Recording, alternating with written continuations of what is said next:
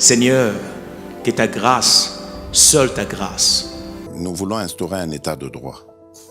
Et dans un état de droit, il y a une justice indépendante. Ce n'est pas à l'individu Félix Tshisekedi de commencer à faire justice.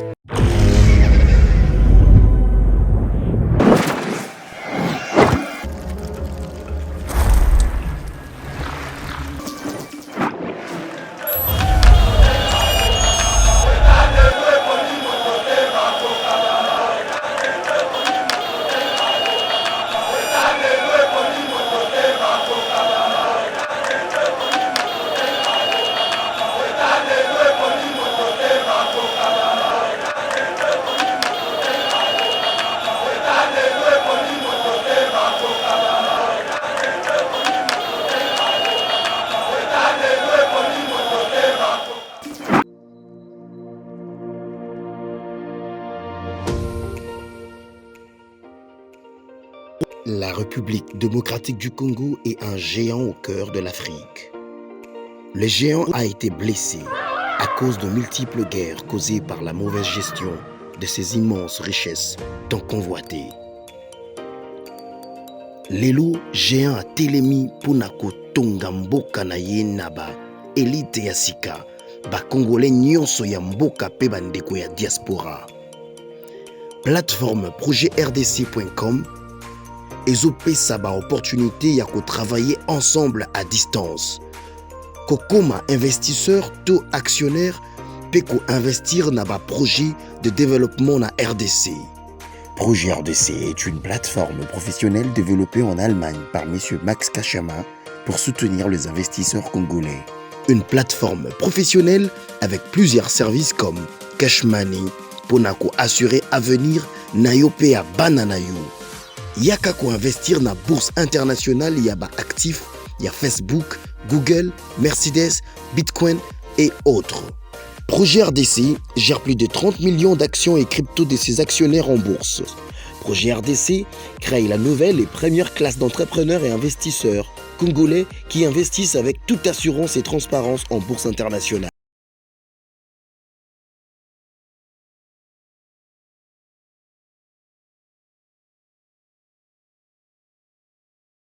Bonjour mesdames et messieurs, bienvenue dans notre émission Éveil patriotique. Tozali wana ponako servir bino comme d'habitude, ko pesa bino information ali ko dominer scène politique congolaise. Alors bwebake actualité mikolo ezali dominer plus na retour à mokonzi mboka ba retomber nango ba critique mais aussi batu bali ko défendre bongo vision ya mokonzi mboka bali ko soutenir ye.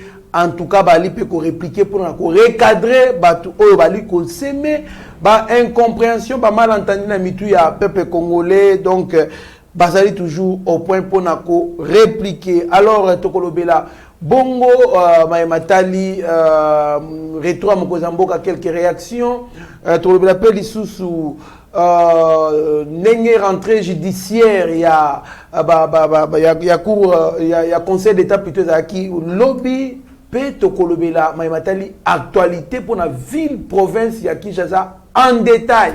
Alors tu ambeli bino bandeko moko oyo bako servir bino lelo pour na kopesa bino ba détail nde to zali bongo na Cordon Mosengo Jean-Paul oyo na ali kopesa mbote Cordon mbote ndeko trésor Kandolo mbote. Merci mingi ndeko trésor. Merci Cordon Mosengo Jean-Paul. Topesi pe bongo mbote na Monsieur Raymond Nyambanzila mbote. Mbote mingi ndeko trésor Kandolo. Esengo mingi ya koya na plateau na. Merci beaucoup. Ezali mbala liboso ya koyamba bino na plateau na biso, mais je pense que ezali mbala ya sukate. Alors tobandi bongo na Cordon Mosengo. Toyambi on a cadre ya partenaire ya ville province ya Kinshasa o bozali na noyau na bino baliko bengango AVK. Donc aliko lakisa les amis de la ville de Kinshasa. Est-ce que toki koyeba na mozindo avec ezali nini initiative bongo pona nini, et puis qu'est-ce qui vous a animé yako créer les amis de la ville province de Kinshasa? Merci les amis de votre trésor. Merci Mina Mutuna Utuni. Merci Mina Mutuna Utuni. les amis de AVK Komango, les amis de la ville de Kinshasa. Voilà. C'est-à-dire, au moins, à Kinshasa, Banakin Bali. Mais Bissoumi Toutimboka, il y a un terminal, Toza, Bami à Bana Kinshasa. Voilà. AVK. Donc, les amis Banaya Kinshasa. Objectif est d'aller plus Nini. Nakat Yango, on voit tous les chefs du quartier, tous les chefs de rue, il y a ville à Kinshasa. Toza soutenir la ville parce que tout ce qui peut se passer il faut aller dans la ville à Kinshasa. Donc biso toza capitale toza siko dans ba contact na Matadi toza contact na Lubumbashi pour étendre dans la République. C'est une grande force. Donc toza là pas ko salisa mo konza ville à Kinshasa. Papa Jean-Théry Ngobé. Merci beaucoup Monsieur Raymond Miambanzila ceux qui ont complété Cordon Mosengo, qu'est-ce qui vous a poussé au-delà na OIA PC comme détail et le konini et Tinda Kibino poussé Kibino pour créer les amis de la ville de Kinshasa. Merci beaucoup Ndeko Trésor Kandolo. Et le konini surtout créer les amis de la ville de Kinshasa. Évidemment Ndenge Cordon Mosengo Alobi auto accompagner action et gouvernement provincial. Voilà. Vous voyez parce que Kobongisa capitale les alikambo ya gouverneur yé mon côté les alikambo ya citoyen congolais et a priori biso ba etovana ville ya Kinshasa. Alors biso ba tozali tomi benga ba sentinelle penza ya ville ya Kinshasa parce que tozana bala nyons anga inde nazali naza ko kamba plus de 40 000 chefs de rue dans l'ensemble de 418 quartiers où dans la ville ya Kinshasa. Alors il faut force wana vraiment gouvernement provincial et sentir que tous a accompagner. Donc Moussa Nabiso Tina Nabiso vraiment on a tout accompagner misala ya gouvernement provincial ville à Kinshasa et vous voyez qu'actuellement notre gouverneur a accès action na union sur Kinshasa Bopé. Alors Kinshasa pour la Bopé to fait banana balabala et qui na quartier na commune pe là Kinshasa. Donc le chef de rue, les chefs de quartier tous alliés en permanence pour na accompagner Tina Nabiso penza ya kozala yango moni tous alliés na ce que simbi to lobi ce que simbi pete to biso ki pesa nungu to yoko kosembola mamu. Merci beaucoup. Tu as présenté en détail Cordon Mosengo, Jean-Paul Azali, Bongo, président, Azali, Cordon, professeur, Azali, supervisé, chef du quartier Nyon, surtout, il y a Ville à Kinshasa, M. Raymond Miambanzila, il y a Azali, Bongo, superviseur, il y a chef de rue Nyon. Donc, vous comprenez que les tâches sont bien dispatché. Alors toi lui kokoba na émission na biso rôle nini yango ali ko jouer na kati ya ACP ozali Alliance des Congolais progressistes, rôle nini AVK ali ko jouer dans le bien lelo papa Trésor on a arrivé à chef de l'État. Oui on a qui implication gouverneur à ville. Tout à fait. Comment voulez-vous ce gouverneur azako c'est loko biso to za distrait comme une décoration ou d'autres, ça va partenaire la ville. Nous devons accompagner notre gouverneur. Nous devons accompagner notre chef de l'État, Fatou Béton. Donc, tout ça, une implication, mobilisation, quand il a parlé à Kinbo Peto, nous devons passer de la maison par la maison. Le DGRK, par exemple, à Bempo, c'est l'affaire de la base. Il y a un chef du quartier, un chef de... Donc, nous sommes là à côté du chef. Quand le chef va bien à gauche, bisous peut à gauche. Tout à fait. Si on va bien à droite, à droite. Voilà, c'est ça. Donc, nous accompagnons notre gouverneur et le gouvernement provincial. N'a pas député, pour que Kinshasa dans la Kitoko. Papa Félix Asepela. Merci beaucoup, Papa Félix Asepela. Neto Ali Kolinga. Monsieur Raymond Miambanzila. Secret Nabino Zalini ni Tomonaki na aéroport. En tout cas, ACP et Sali, maman na carton, Batou, Ebele parmi ba parti Oyo. Et ça là qui succès makasi baise jour wana na aéroport, bino vous allez parmi ba parti ou ba contact na bisapi. C'est quoi votre secret? Comment est-ce que vous procédez pour mobiliser Batou pour bosser la ba plein bon tout le monde s'intéresse démonstration moko terrible et ça qui kaka parti politique moko bino ACP. D'ailleurs, l'image de l'Ikoleka, Steve Kona l'Ikoleka, l'image, parti politique moko. Pendant que Batumisous allait s'organiser plus de 500 partis politiques, mais nos partis politiques moko. C'est quoi votre secret?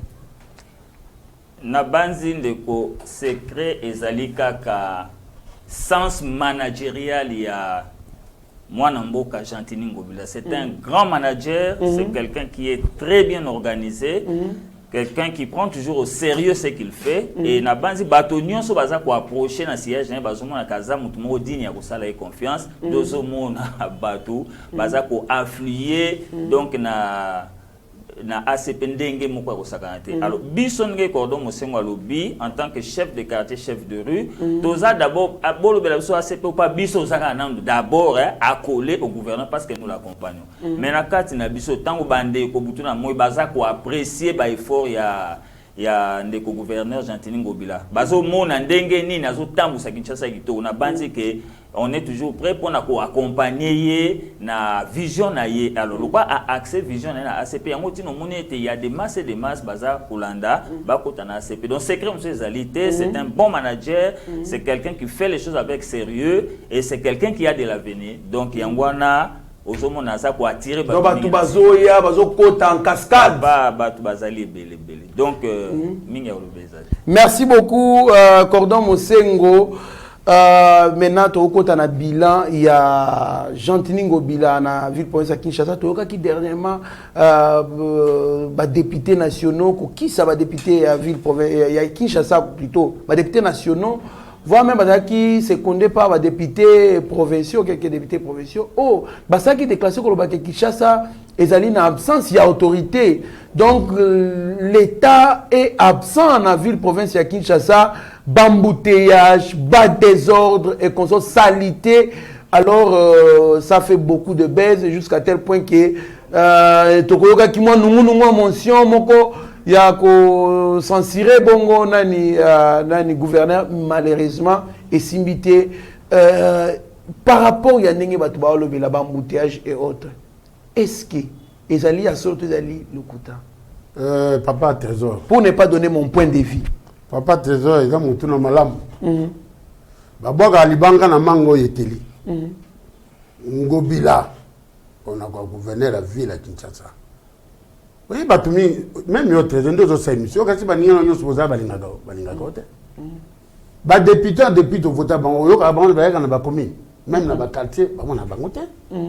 Ils sont là pour critiquer. Ba critique mo izangatina.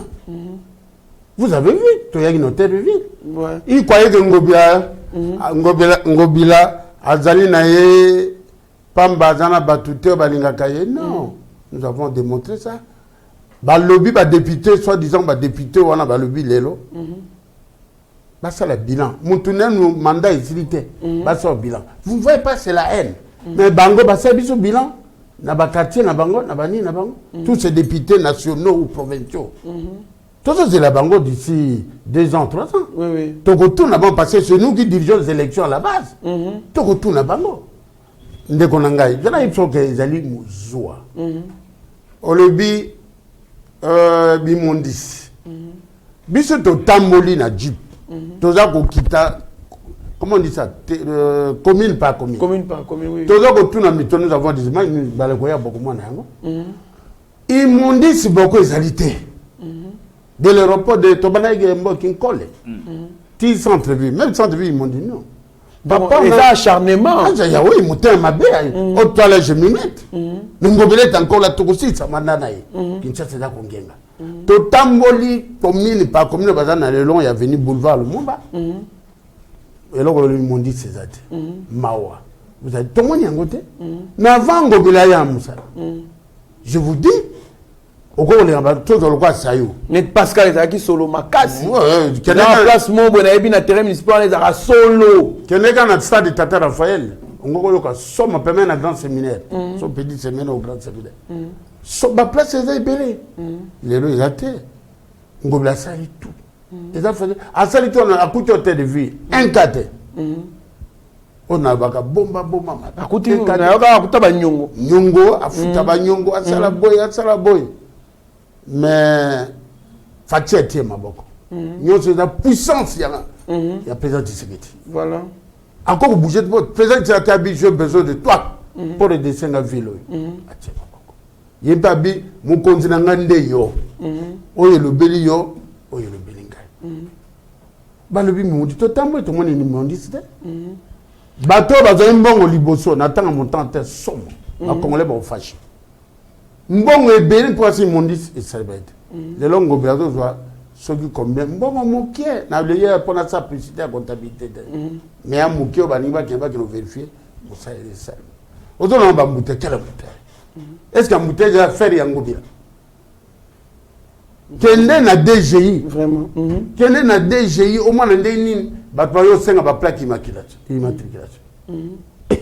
faut que vous fassiez après tout. Et comment la commission pose la plaque immatriculation? Président, Nani Nambo, il y a un piba, tu changes pas ma voiture. À part Tshisekedi. Il y a une simplicité. Mais c'est la réalité. Allez, la DGI. Par mois, par jour, combien d'identifications par jour? Quel est la scène de temps de ma voiture est là? Hein? Quel est la. Ça y est, pas nous souhaiter à ma voiture. À 20 000. À limiter au boulevard, la première. Et là, c'est que parti à péché va tout paiement. Mais Baba la Tozanango. C'est Bana étant flamand. Nous, on était des jeunes. Vraiment. Kaka Baba la Balwana.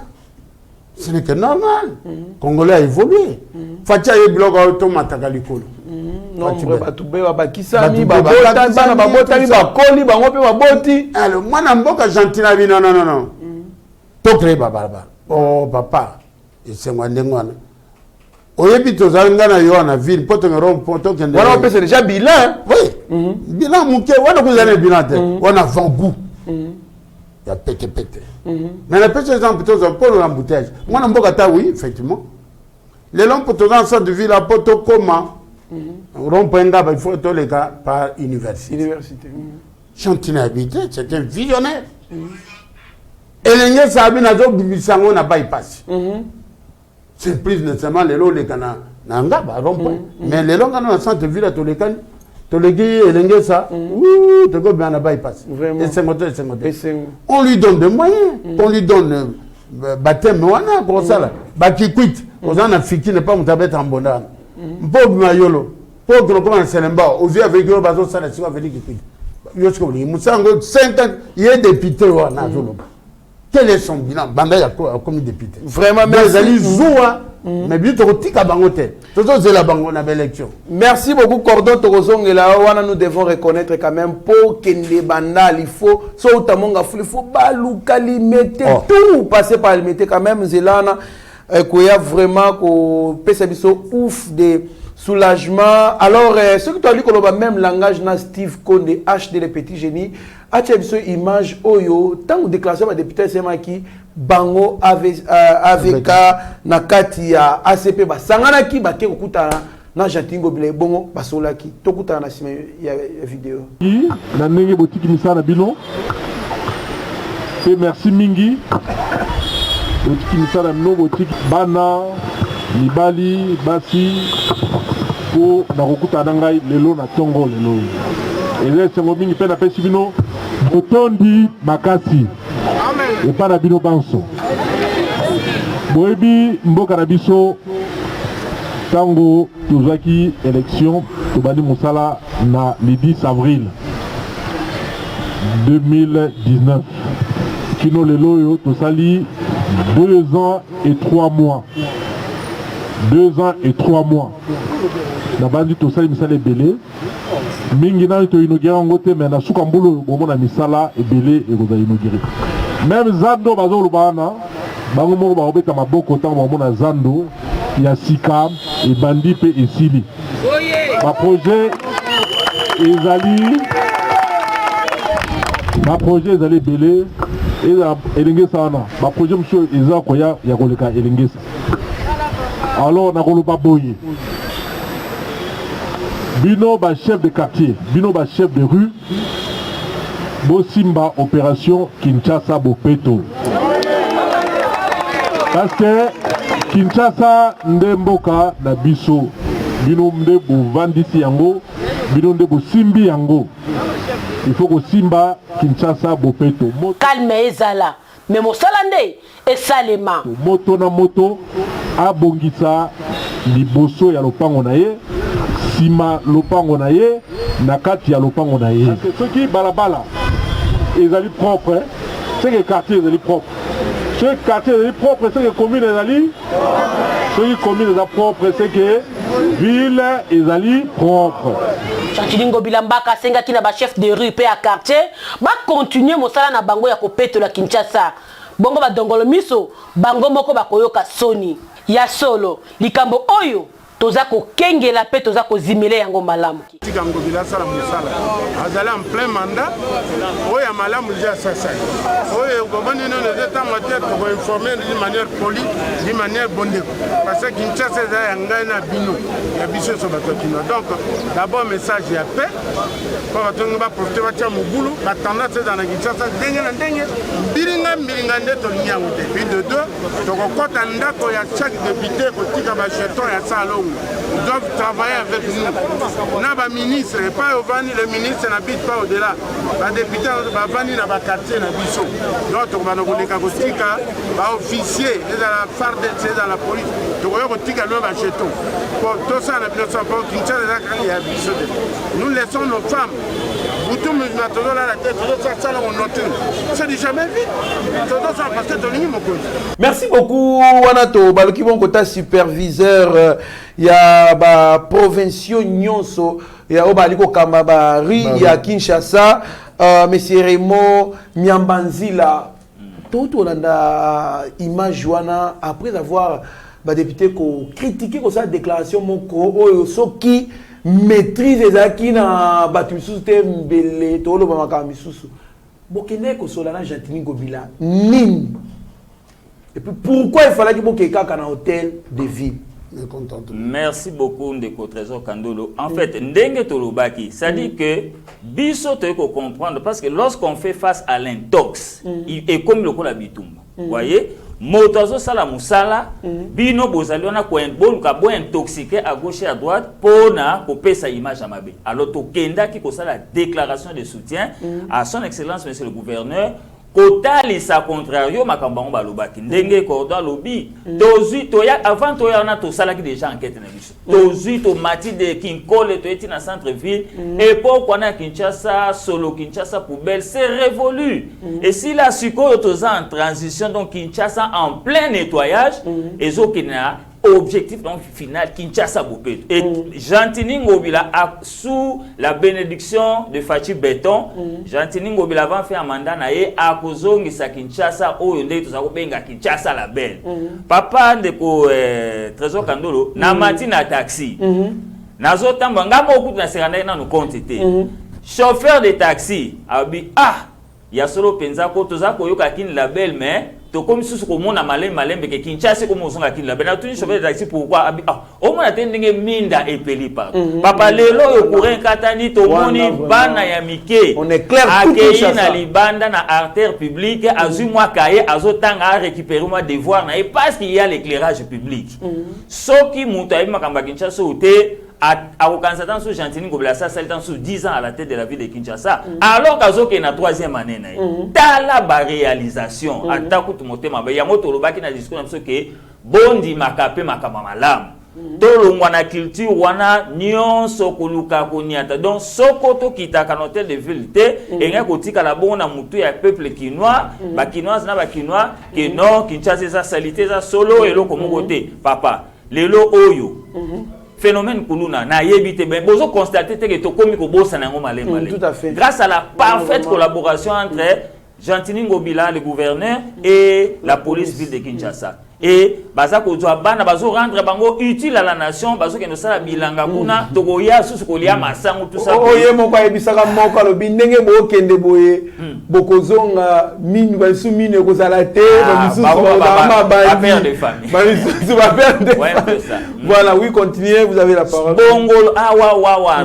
donc na minito yo pon bongolo wana mais excellence azako tombola yango ezako donc et ça lui plus de 18 ans ba gouverneur ba l'équipe boni to ba msoma bete ba gouvernement et l'équipe boni mais na moins de 3 ans azotombola pon wana donc kala mingi te to travailler donc oyebi ke bato bakoma kokima kote kuna soki ye mai donc som mais mundeko akosala ndenge nini donc yango moni ntina toyaki vraiment na méchant na hôtel de ville mpe na bandi omona baimage tokendaki ti na assemblée provinciale et pas ya président assemblée provinciale pasteur Godin Poi tokendaki kosala déclaration de soutien na biso kuna mpona koloba ke toboyi lokuta toboyi motema mabe et puis il y a un adage qui a toujours dit Paris n'a pas été construit en un seul jour. Comment Moutaye le Bolingi Banzela depuis 1960 basa la mususu te. Ya wana ba osenga pe na mokonzi mboka ti. Lipamboli ezali na bilan na 2 ans. Na 2 ans. Mais ça infaisable, ça inadmissible et biso to ba kinwa donc o baba ke muta bangisa muninga azate. Donc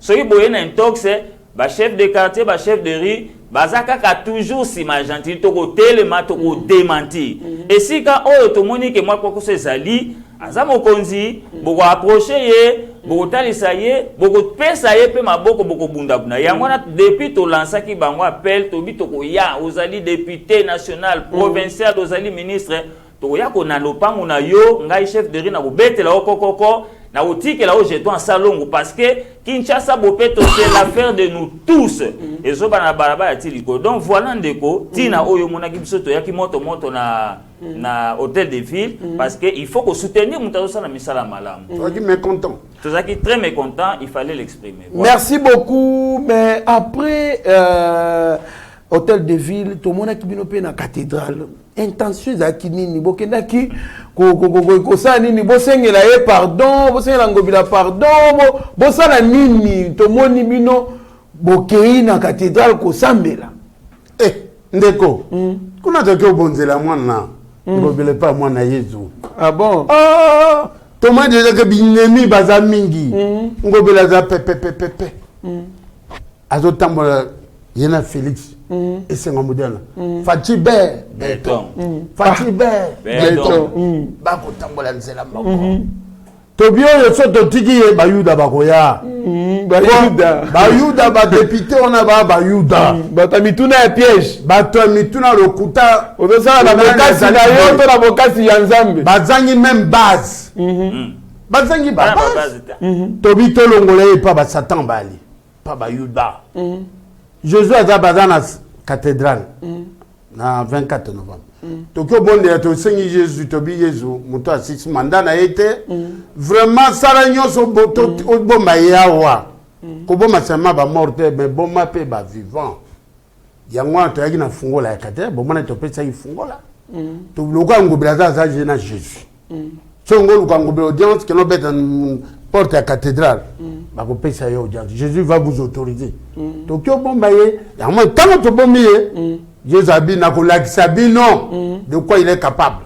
OK, soki to ali ko loba même langage na Steve Condé to la nananu c'est qu'a été la prière ou la messe organisée pour na ko protéger ko bonza bongo mokonzi ya ville province ya Kinshasa na maboko ya nkolo et bon to kutana sini ndenge na lobai na bino mokolo na mbai bino na hôtel de ville lobaki Kinshasa izali na maboko na bino nde bokambaka biso na kati ya ba quartier bino nde bokambaka biso na kati ya ba avenue na kati ya ba rue bino nde ba chef na biso soki balabala nyonso na Kinshasa ekomi peto c'est-à-dire ba quartier nyonso ekozala peto ba commune nyonso ekozala peto pe ville de Kinshasa ekozala peto po tokoma na niveau wana esengi kaka eloko moko changement de mentalité esengeli ekotela biso tolata yango pe toteya bandeko oyo tozali kokamba na kati ya ba quartier na kati ya ba avenue na kati ya ba rue bongo tolobi boye changement de mentalité yango nde ezali eloko ya motuya soki changement de mentalité bato balingi koyoka te tokosala nini nalobaki tokosala formation tokosala d'abord état de lieu il y a un chef de quartier, un chef de rue, il y a ville à Kinshasa. Bongo, si Manayango, tu comprends Sabino, formation, il y a OPJ à compétences restreintes. Dans le Baki, tu comprends d'abord état de lieu. Il y a un chef de quartier, un chef de rue, il y a ville à Kinshasa. Bongo, si Manayango, tu comprends Sabino, formation, il y a OPJ à compétences restreintes. Et en gros, il y a Sabino pouvoir. Il y a qu'à constater, l'infraction non soit ils allaient au salama, n'a pas commune à Bino, ils ont la matali insécurité, ils ont la matali insalubrité, ils ont la matali nuisance sonore, ils ont la bar, ils ont la église de réveil surtout, ils sont ngili botala pour peuple ya Kinshasa, azala nakati ya kimia. Si vous constatez l'infraction, si vous avez un maboko, vous avez un parquet. Yango mosala tokosala na mikolo ezali koya po Kinshasa na biso ezala peto ndenge banoko batikela biso na 1960. Na 1960, tozali obele 400 000 habitants. Le loyo tozali 2021, tokomi 15 millions d'habitants. Kaka banzela oyo to hérita qui en 1960 kaka yango nde totika nango l'avenue transversale oyo to kuti lokwa bypass lokwa l'avenue Lumumba boulevard Lumumba et Kennedy aéroport lokwa poids lourd lokwa avenue Kasavubu ex Prince Baudouin lokwa 24 novembre ex-Joséphine Charlotte, la route de Matadi, la nyonso wana eza bamindele nde batikela biso. Biso uta 1960, kino lelo yo tosali babalabala mingi te. Kaka sikoyo nde tobandi kosala ba avenue transcommunale, lokola Elengesa, lokola avenue de la Paix na côté ya Kisenso, lokola balabala Kikwit, lokola balabala Mombele. Et de Psegi, Tata Mokonzi, et c'est tout ça là. Balabala transcommunal, Mingi, pour être embouteillage et Koka, Kokita, na Mboka Kinshasa.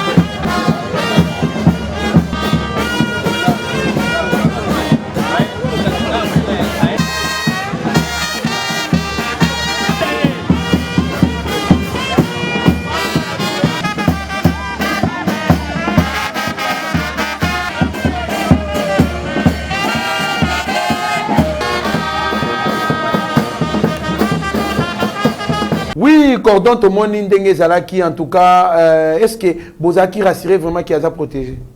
Mais là que les gens me datent. Le quoi tu es protégé. Mais bon regarde ni mais Dieu a dit na biso to tala bino na butu. Biso ta protégé. Tozi fuma poste to ti cathédrale pour les bokokota. Ah bon? Kangi. To kangi cathédrale. Il est avec Jésus. Plus de 3000. Là que cette cathédrale pour étonner à 200 personnes. Plus de 3000 personnes nous avons compté. Commune par commune, rue par rue, Liban comme la carte, bon, mon image. Et puis, quel bon. Nous sommes une structure bien organisée. Balobi, bon, ils ont tambour la makasi. Na ACP Kuna, donc blague. Donc rencontre, na souka 10 $. Rencontre souka 10 $. Ils allaient mawa. Bah, député, ambassadeur mawa. Au moins, batanga mon hôtel de ville. On peut appeler Jésus a dit, ça dit, bazo sam sabango. Tous ces députés sont devant Jésus-Christ. Jésus a dit, sam sabango. Quel argent? Quel argent? Nous, on peut dire aujourd'hui, le gars, Yeba TV, tout le monde a besoin d'un binon à tel, au bout d'un petit truc. Makamambo, on prend la bise la tête. Ça, c'est une structure bien organisée, un noyau bien organisé, il y a ACP. Tout ça, noyau, c'est pas l'argent. On obéit à notre chef. Bon, hérité, nous avons nos cotisations. Tout ça. C'est là où Moukozambo, il y a une ville. Tu as vu, Fatibé, Béton, Ayamba, Bisso. Parce que Bisso, tu as le président de la République en miniature. C'est nous qui dirigeons la base.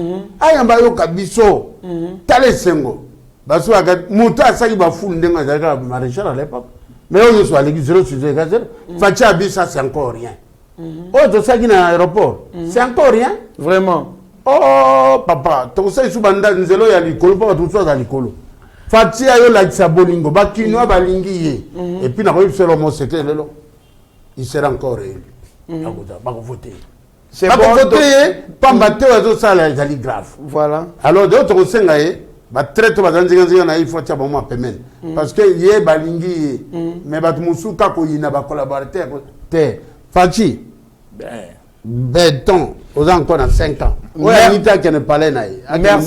Merci beaucoup superviseur Raymond to baluki mpasi na yo soko ki ko pesa biso briefing ya ACP vision ezali nini avant to le meeting na bino à Sainte-Thérèse. Bon, ndenge tolobaki, ndenge cordon lobaki ne bande, c'est-à-dire que ACP a sa une sortie officielle n'a été, hein? Donc Tozana nous mieux placé en public comme ça, il y a coupé sa vision et puis bah objectif il y a parti, donc gardez un peu le souffle pour voir plus ample détail mais sinon sachez que ACP c'est l'alliance des Congolais progressistes, un parti qui s'affirme sur le plan national. Les Agal Kambaville à Kinshasa. Les Agal à Kinshasa. C'est un parti à vocation nationale. C'est un parti national. Au moment de la sortie officielle. Au moment de la sortie officielle, et puis vous aurez tous les détails. Merci beaucoup. Tolandaki, Gentil Gobilana Sainte-Thérèse, à lobby, candidat naïe ou à soutenir en 2023, Bakino surtout, va soutenir président Félix Tshisekedi Tshilombo. Tu sais, ali komi tu na bi Jantingo bila komi Tshisekedi se kolekana ba Tshisekedi so akuti ezali kambu ya makila ya vision to pe ya volonté ya kolinga ko développer mboka elongo na muto azana ba bonnes idées. Jantingo bila c'est un citoyen congolais comme tout autre citoyen congolais qui a droit à ses préférences, à ses choix politiques. Donc à Monique, moto oyo a CPLC à soutenir mandat naé prochainement et a Fachi Béton. Papa, l'état de droit, otoyo kaka sango, to komi ko vivre yango. Est-ce que IG fait ça na mboko? Est-ce que to yeba que IG fait ça? Vraiment. Les loyo to longwe na la République des intouchables. To longwe papa, il faut quand même ko soutenir mutandenge wana. Donc tozali sima ya Fachi Béton, tozali sima ya papa Jean. Depuis soku tozolo bake, même Gentini Ngobila sera réélu à la tête de la ville de Kinshasa. Parce que misala zo sala, na temps record à zo sala yango, to moni muto a conquérir et lo kwana zate. Donc ce n'est que normal son choix et puis tozo soutenir pe choix. Merci beaucoup wana. En tout cas, oui ozo bakisa. En tout cas ozo bakisa.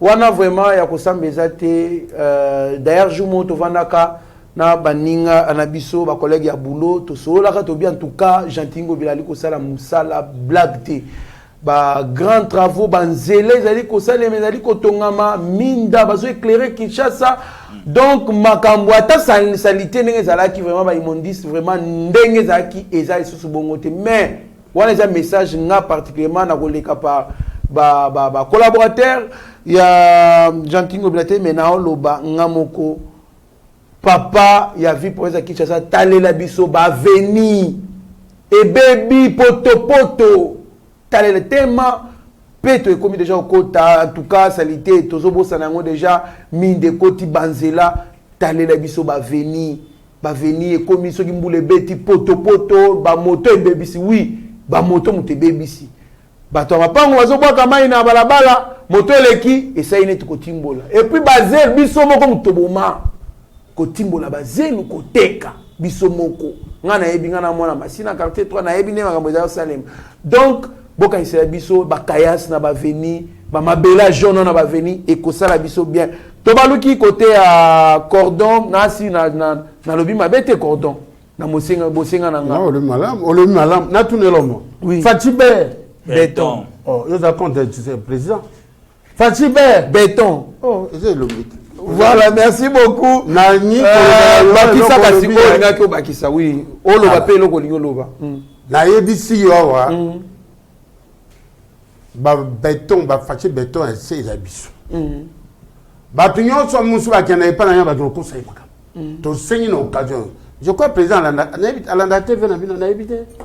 Fati to senyi lelo landa yango. Alanda ka vraiment makasi. Lobela akoyoka. Fati na bondeli yo. Naza fachi miniature ya mbabiso. Po yo ka vérité ya makambo. Mignona na yo bazo contemporain biso zata. Je me souviens na biso na parler de la nation. Ou et pas yo kolinga. Baningo bazaki na 83. Bayambaki bango. Pe bazwa ko bakoza. Biso ndolito akumpa parce que l'élection c'est notre affaire à nous. Balabala ko beba mes députés ko lobela yote. Deux fois boumé ça ko lobela yote au bank mais biso to ko loba. C'est ça. OK. Kapopa kufanya na soni. Ndana ko loba non président yamba ba chef du quartier. Au vivre makambo. Ba détail na vivre ba détail. Ouais, ça c'est vrai. To simple na papa na biso, Gentili Ngobila. Wa mokonzi na biso. Oyo lobi po bozana liloba moko. Salisa biso. Mbogo kotamba bo. Makamoze le kana ba lelo ko rapport na policier que kulu ba beti po chef de quartier. Mais non, il y a des confidences politiques. Administratives toloba. Nous sommes forts monsieur le président. Toko kenayo na lipeka ko la tipo etere élection. Fatibert béton. Fatibert béton. Merci beaucoup. Sengika audience. Vous savez ça biso télévision. Président Yamba biso. Merci. Moi je pense que le président Yamba Kasolana Batunyo surtout ceux qui vont frapper porte cordon beaucoup à la décité surtout sur ayoki ke zabas à base ayoki ke zaba chef de chef de quartier en tout cas mokonzamboka azayebi base makasi ayoki la base makasi hein nzembo kutumo yembama Fati ayoki la base na ye donc en tout cas soka yebi pena ke za source akoyamba bino to ça il a demande pour information ba service na ye ba la lettre na biso demande ayamba biso. OK kozala bien makasi bayoki ndenge bazana bayoki merci beaucoup toi le ko bana émission na biso so Tokyo loba avant to clore na likambu ya Gentili Ngobila to ya ville province à Kinshasa et bongo to meka ko lobela ta moi 2 ou 3 actualités superviseur Raymond eloko nini oyo selon yo na sincérité nyonso oyo Gentili Ngobila ifaki asala na salité oki osenga ya sala pour la ville province à Kinshasa. Merci beaucoup Ndeko Trésor Kandolo. Je pense que asali presque nyonso mais c'est-à-dire que nyonso est en cours de processus par rapport à l'urgence. Donc ba urgence soki tolobi nzela mais aza déjà en plein na kati ya banzela tokosenga kaka évidemment omoni tango mokonzi azosala mosala boloba o retard biso za na victoire tozomona embouteillage ndenge ezali bazopanza partout tout ça mais bon, tout ça na batala bandeko ya changement de mentalité bazosungaka population bakati ça vraiment biloko ce sont des innovations de la ville de Kinshasa oyo tobivaki nanu te tozopesa mokonzi ya ville ya Kinshasa longoni ape losako mingi mais tozosenga évidemment bapartenaire bosunga ville akosalisa ville akosalisa misala na poche na yete azobeta ba porte ba partenaire bosunga gouvernement national bo accompagner ce gouverneur qui est rempli de très bonne volonté. Je pense que yé a fongoli déjà ba axe nyonso misala et tikali sikoyo nous sommes en cours de processus mais qui ne kokisama et loko to senga pe na population kinoise tozana moi patience peto accompagner. Vous voyez lorsque le chef de l'État azana déclaration mode Yamakasi ou le peuple d'abord. Ngai n'a toujours concept on a le peuple d'abord na sens mibale. Na sens mususu quand on parle de peuple d'abord, ça dit il faut d'abord servir le peuple. Hein? Donc fini bateau bazai ko se servir bango moko, il faut servir le peuple. Mais le peuple d'abord signifie aussi que c'est d'abord le peuple qui doit servir. Boye bien attend Mobutu Azaoba, c'est servir, non servir oui. Le peuple doit servir. Donc peuple quinois, tous à la cima ya gouverneur Gentini, to pesa maboko pour que asili sa misala wana. Donc moi je pense que c'est ça. Yé assis à j'étais entre na axe nyonso tout le monde a accès à éclairage public ezali parce que ba priorité na biso na ville à Kinshasa ezali ngai na mona eza misato eza banzela ezali éclairage et puis ezali sécurité hein? Et lelo oyo azo travailler na ba axe na misato makasi éclairage eza kokota banzela zo tongama et lutte contre l'insécurité eza vraiment makasi. Donc, il y a une question neto accompagné. Merci beaucoup, Cordon Motuna Opekoye là, mais avant, Natuna Motuna Oyo, Nalingana Bossa Motuna Mogo, Likambu ya Zandu, Badiabolizaka Makasi, bon, Kolo Badiabolisation c'est trop fort, et ça Likambu Oyo, Nankoba Einisaka, Jantingo Bila Makasi, parce que Bimisaka et le Kola, Azali ko comploté contre Lingi peuple té. Mais nga moko na sololaka na moko ya ba collègue na biso Abigail Kilungu azalaka sur place na Zandu ayebisanga ndeko kandolo nazaki kuna bato baoteka kuna baza esprit parce que na koti na kokite niveau na kuti salité Abigail azali na studio azola na nene na loba yemo mutayebisanga abi na koti na che 4 cash neme solo moko okuta mutaoteka me awa zongo inene ezali wana donc ezaki terrible oki koyebisa bakinoa bango nyonso nini à propos yeloko wana moi je connais bakinoa na kosenga bango patience soki ezali ba désordre de 5 mètres même misala ese bandaki basala faci moko ayaki wana omonaki yango mokonzi mboko bino bolingi aye mpe abeloko kotonga mate papa journaliste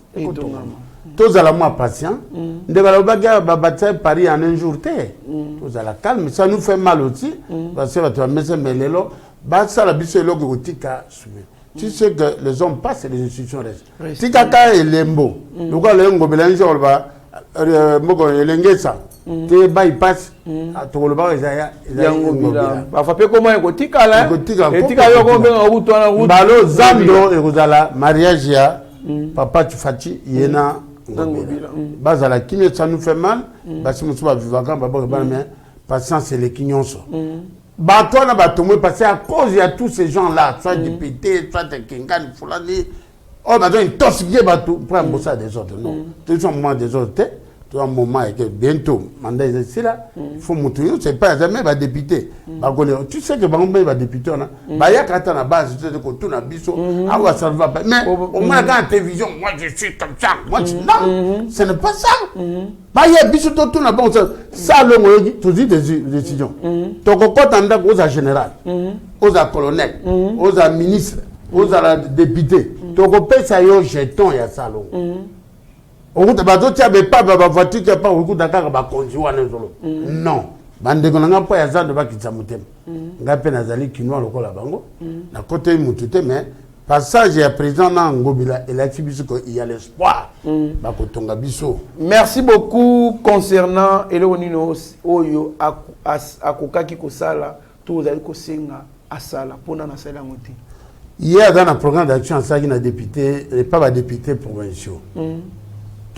Tozana yango aza ça y a za kutala calendrier na ye et puis ba députés nationaux bazo intoxiquer ba députés provinciaux bazo ça te bozimo quel bon et sengo bazo mwana musali da malamu il y a mariage entre des institutions là il y a l'assemblée et l'exécutif donc yoko ça son que elo izali mbongo bazingo non nous sommes bien avec notre d'abord, on ne doit pas déterminer des députés provinciaux nationaux. Il y a pas provinciaux. Il doit rendre compte à ma provinciaux. Ma provinciaux va le vite yo qui bango. Merci beaucoup. À la fin, programme d'action merci beaucoup Cordon Mosengo Jean-Paul. En tout cas, tu as commis presque la émission à Bisso, mais avant la paix, c'est bien. Malobasuka, le Conseil d'État a procédé ce lundi 8 novembre 2021 à sa rentrée judiciaire, au cours duquel le chef de l'État, Félix Antoine Tshisekedi Tshilombo, et quelques autorités du pays ont pris part. Ça s'est passé à l'Assemblée nationale. Oyo oto monaki bongo présence ya Abigail Kilungu na Mike Chiswaka parce qu'il y a un reportage bongo tolanda image tokuta nasima. L'état de droit ne peut se consolider si les décisions judiciaires ne sont pas respectées par les différentes personnalités auxquelles ces décisions sont adressées. Alors, devant ce cas, qu'est-ce qu'on peut faire maintenant? C'est qu'il faudra que les différentes autorités qui sont visées par les décisions du Conseil d'État puissent effectivement respecter ces décisions. Parce que vous le savez, d'après l'article 149 de la Constitution de la République, la justice est rendue au nom du peuple congolais. Les arrêts et jugements sont exécutés au nom du président de la République. Donc il est important, c'est pourquoi le premier président s'adressait directement à son Excellence, Monsieur le Président de la République, pour qu'en fin de compte, les différentes autorités visées par ces décisions puissent respecter. Parce que respecter les décisions judiciaires, c'est en même temps respecter la volonté du peuple congolais et au nom duquel la justice est rendue. Mais, honorable, comment peut-on comprendre pour l'association du Congo central, la Cour constitutionnelle avait validé la déchéance du gouverneur Ato Bwana, même le Conseil des ministres, mais le Conseil d'État est revenu pour déclarer que le gouverneur Ato Bwana peut être réhabilité. Comment peut-on comprendre ça? Ce que je peux vous dire, c'est que je ne suis qu'un avocat général. Cette décision-là engage toute l'institution et c'est le représentant de l'institution qui peut donner suite à ça. Moi, je suis obligé en tant que fonctionnaire de l'État à observer la réserve sur un dossier qui engage l'institution. Donc si le premier président est consulté, il peut vous donner la suite. J'aurais bien voulu parler avec vous pour éclairer l'opinion sur la manière dont on administre le Conseil d'État, mais pas sur un dossier qui a déjà été tranché. Là, je ne saurais dire. Maintenant, qu'est-ce qu'on peut retenir? La Cour dit qu'il appartient déjà au passé, le Conseil des ministres a dit la même chose, mais le Conseil d'État dit le contraire. C'est là où la population ne comprend plus rien. J'admire votre sagacité là pour m'arracher à dire quelque chose, mais je ne sais rien dire. Merci beaucoup Ndeko Trésor Kandolo. Nathan au accordé biso na plateau na permettre biso to déballer quand même ma comme chose qui est très important à l'attention des Kinoises et Kinoises. Na banzi na mukuse na ko lancer toujours appel. Na biso ba na Kinshasa, biso ba etovandi Kinshasa to s'impliquer biso nyonso na Kinshasa Bopeto. Mandat ya gouverneur ezali accès na Kinshasa Bopeto et Kinshasa Bopeto c'est une affaire na biso nyonso. Donc olamuki na tongo ozui mayomelo ozui sacho bwaki libanda ozozela nani aya kokombola ozozela boumesa nda ya kokombola ozozela gouverneur nda ya kolongola santé liboso na non na banzete soki biso nyonso tokomi ko changer mentalité na biso tolingi ville na biso ya Kinshasa to ko apporter un plus pe to ko permettre na gouverneur misala nyonso ekenda malamu pe ekozongela esengwana ya biso moko to vanda na environnement moko ezali sain et aux malamu pona ba santé na biso. Donc biso nyonso Kinshasa Bopeto c'est l'affaire de nous tous pe na papa Gentil Ngobila tozo pe sayo toujours makasi, nous sommes toujours derrière vous. Tous allez wana ba chef de quartier, ba chef de rue, to ko lutter na yo ensemble jusqu'au bout parce que misana eza malamu ezomonana, ça vaut la peine to accompagner yo ndenge to zali kokoba ko accompagner. Merci beaucoup monsieur Raymond Cordon Mosengo Jean-Paul. Dans la caméra, il y a Steve Konde HD, Bongo Pesa Maloba Souka, et puis message au lancé na Gentil Ngobila particulièrement. Merci Papa Trésor, je crois que superviseur Albignon, mais Nalumi na Papa Fachi Beton, il y a un Ngobila, Papa Gobangate, Tozali Simanayo, Bando Guignon Sona Bakokende. Kobangate kende liboso yami balé na moni bino vous allez presque à kitoko merci na bosenga bokita na terrain Pour aider un peu le président, pour aider un peu Ngobila. Il se passe beaucoup de choses maintenant à Moulili. Il y a Malamou, Bozo le batteur. Si on va y aller, quand il y a le Kouta, il y a la télévision, c'était comme ça, c'était comme. Non. Avec concours, il y a AVK, tout ça, partenariat, tout qui t'a. Tout a bilon à Malamou. Tout ça, il y a ma bébé. Ah, tout ça, il y a tout bon. Tout ça, ouvert, Nabino. Il peut te saigner na bâti hygiène, service hygiène. Bisous les trois qui tient à la Mickey. Mais l'hygiène est parti. Mais les autres sont bons à l'état. Tout ça, le gouverneur, à ça, nous avons chef de division, il y a service hygiène. Pour être solo la naïe, tout le monde impact na bango na terrain. Tout le monde, quand les hommes ont été côté rouge, le col à Igwe, Agoya, à Tali Toilette, mon bon de toilette, les lobatons n'ont pas apporté disparu. Mais ils sont là. Au gouvernement de la cafétéria, aïe, Moutassa reçoit un peu moins café à Omela. Aïe, signe à lui, bon, ça, rapport, ça va bien ici. Non. Ton seigneur, na mamboule banda, mouli gêne, hygiène à ça, papa Ngobila. Benga bango, solo là na bango. Bassa la moussala ya ville. Au banan la population, te memio. Population, ba memio. Au sein moussala kitoko. Mokonga mboka yambio. Ba songi songi ba kimi. Ba data na base te. Mais ba moni oza na base. Ba non tout mo nyoka vanien. Elima yo za na ntia men ngobeleza elima. Oza na ntia mai, siko yo bimi likolo. Ba kimi. Ba so ba bossa ba sapato tout ça ba kimi. Donc tout ça simanayo comme j'ai dit la presse beau accompagner bisbo accompagner gouverneur aux akabe peu talé sengo to sengite bo bengi biso bo bien non to commissaire PDG à télévision bo bengi biso to partager na bino arrivé président bilan to bossa bana Mobutu lelo et monani avec concours gouverneur à ville gentil sengo l'air kaka président dans la Fatibé béton l'air à monnaie dans avion attendre na tabio oui à quitter les secondes n'té tamboli makolo même Mobutu a dit il y a tamboli makolo donc tous dans l'ensemble je sais que ngonga mulaité la pesi non merci mais je veux le mariage entre votre de na moni bolo makaba solo na la nabino de temps en temps mais batumusu ba yibakate faut bopé ça ba numéro na bino ba blo na bino ba ya kawa to sengi na bino ba quinois de quinois tala TV yo lo ba bosembo yango yo merci yeba TV boya wa bopé ça bazana ba ma mindondo te oh linga Francis non ba ye pour le banan comme ya Fati Béton pepa ya ngomila mbaka. Merci beaucoup. Merci beaucoup. En tout cas, Ezalaki Sengomakasi Yako Yamabino na plateau. Yaeba TV, c'est une émission éveil patriotique. En tout cas, merci Mingina Batunos, toi la biso, ce qui est vrai, tout soutenir, tout accompagner. Mon Kozamboka, Nabato, Baliko, soutenir, Bajantini Ngobila, tout soutenir Bango, tout pesa temps, Nathan. En tout cas, merci beaucoup. Merci na. Maître Jorman en Afrique du Sud, merci na Sami Mavakala en Allemagne, merci na Roger Tilling en Italie, merci na Maître Denis Mpunga, merci na Bertoni Landou en France, merci na Sami MTC na États-Unis, merci na Francis Kamanda en Afrique du Sud, merci na Guilhem Pinda, Gauthier Pinda et puis Roger Lufingu na France. Vous allez brancher, na Eba TV, vous allez décider, mieux vaut être maître de son silence que plutôt esclave de ses propres mots. Merci. Seigneur, que ta grâce, seule ta grâce. Nous voulons instaurer un état de droit. Et dans un état de droit, il y a une justice indépendante. Ce n'est pas à l'individu Félix Tshisekedi de commencer à faire justice.